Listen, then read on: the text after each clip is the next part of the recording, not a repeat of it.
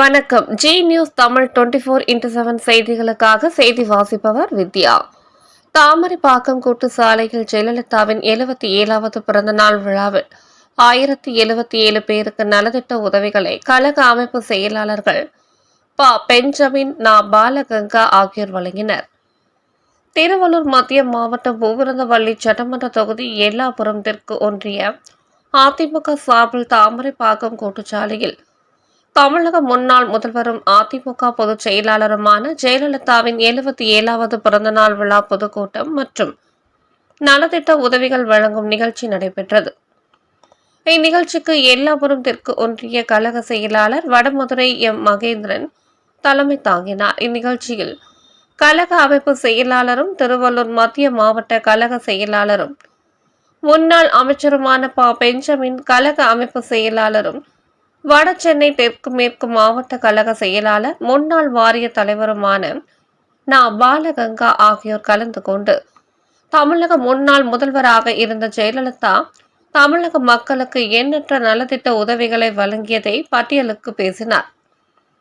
மேலும் அவரது பிறந்த நாள் விழாவை நாடு முழுவதும் கொண்டாடுவதற்கான காரணம் என்ன என்பது குறித்தும் விளக்கி கூறினார். இதன் பின்னர் 1077 பேருக்கு நலத்திட்ட உதவிகளை வழங்கினார். இந்நிகழ்ச்சியில் மாவட்ட மாணவரணி இணை செயலாளர் மணிகண்டன் மற்றும் ஒன்றிய கழக செயலாளர்கள், பகுதி கழக செயலாளர்கள், மாவட்ட ஒன்றிய பேரூர் கிளை கழக நிர்வாகிகள், அணிகளின் அமைப்பாளர்கள், உள்ளாட்சி அமைப்பு பிரதிநிதிகள் உள்ளிட்ட ஏராளமானோர் கலந்து கொண்டனர். நிகழ்ச்சிக்கான ஏற்பாடுகளை எல்லாபுரம் தெற்கு ஒன்றிய கழக செயலாளர் வடமதுரை மகேந்திரன் சிறப்பாக செய்திருந்தார். ஏழை எளிய மக்களிலே, குறிப்பாக தாய்மாருடைய இதயிலே இன்றைக்கு தெய்வமாக இன்றைக்கு பூஜிக்கக்கூடிய ஒரு ஒப்பற்ற தாயாக அம்மா என்று வயது வரம்பு இல்லாமல் தமிழக மக்கள் அனைவராலும் அம்மா என்று அன்போடு அழைக்கப்படுகின்ற புரட்சி தலைவி அம்மாவுடைய 77வது பிறந்த நாளை தான் இன்றைக்கு நாம் கொண்டாடி கொண்டிருக்கின்றோம். இன்றைக்கு புரட்சி தலைவி அம்மாவர்கள் இன்றைக்கு மறைந்து 8 ஆண்டுகளானாலும், இன்றைக்கு புரட்சி தலைவி அம்மாவர்கள் எத்தனை நூற்றாண்டுகளானாலும் புரட்சி தலைவி அம்மாவுடைய பிறந்த நாளை அனைத்து இந்திய அண்ணா திராவிட முன்னேற்ற கழகத்துடைய ஒவ்வொரு தொண்டரும் இன்றைக்கு கொண்டாடக்கூடிய ஒரு சூழல் இருந்து கொண்டிருக்கிறோம்.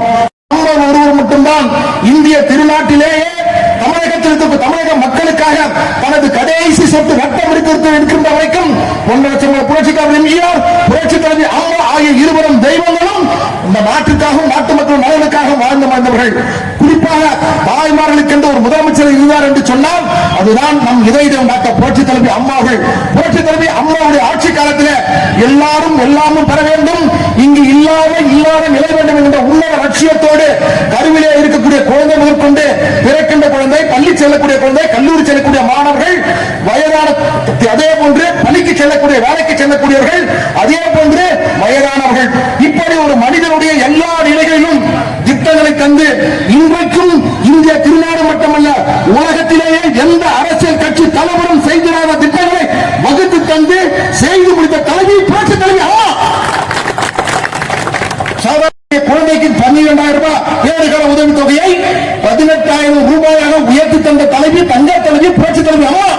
மட்டுமல்ல, பிறக்கின்ற குழந்தை அரசு மருத்துவமனை பிறந்துவிட்டால் போதும் 16 வகையான அம்மா சஞ்சீவி திட்டம் என்கிற திட்டத்தின் மூலமாக தாய்க்கும் அந்த சேய்க்கும் நகவெட்டி முதல் கொசுவலை முதல் அதே போன்று சோப்பு முதல் கொண்டு அந்த தாய்க்கும் சேய்க்கும் தேவையான அத்தனை உபகரணம் எல்லாம் வழங்கிய தலைவி புரட்சி தலைவி அம்மா. அதே போன்று ஒரு பஸ் ஸ்டாண்ட்ல போயிட்டு அந்த குழந்தைக்கு பால் ஊட்ட வேண்டும் என்று சொன்னால் அந்த தாய் இன்னைக்கு ஒரு மறைவான இடம் தேவை, அது அப்படி மறைவான இடம் கொடுக்க வேண்டும் என்பதற்காகத்தான் புரட்சி தலைவி அம்மா அவர்கள் தனது ஆட்சி காலத்தில் அனைத்து தமிழகத்தில் இருக்கக்கூடிய ஒட்டுமொத்த பஸ் நிலையங்களிலும் குளிரூட்டப்பட்ட ஏசி அறையை தாய்மார்கள் பால் ஊட்டுவதற்காக தனி